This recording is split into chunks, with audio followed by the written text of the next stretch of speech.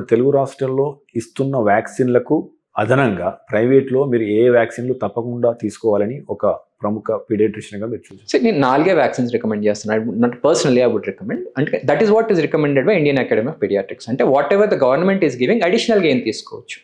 Chicken pox vaccine which is 2 doses. Chicken pox is not a dangerous disease, but అది wrong టైంలో wrong ప్లేస్లో వచ్చినప్పుడు అది it might affect the carrier or the health of a child.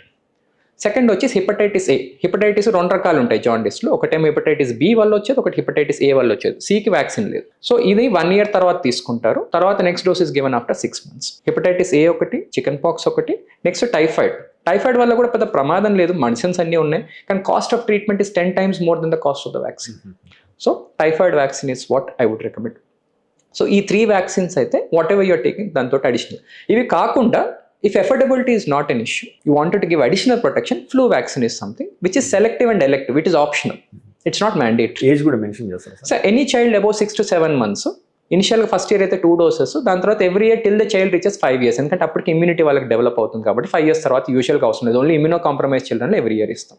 So these are the 4 vaccines which I would recommend. Beyond that, you don't require any other vaccine. ఇంకా మిగతా ఏ వ్యాక్సిన్ల పేర్లు ఉన్నా చేసినా ప్రస్తుతానికి ఐఏపీ రికమెండేషన్ ఆ వ్యాక్సిన్స్కి లేదండి. మీరు తీసుకునే అదే మందులు, అదే నాణ్యమైన మందులు మెడ్ ప్లస్ బ్రాండ్స్ పై సగం ధరకే.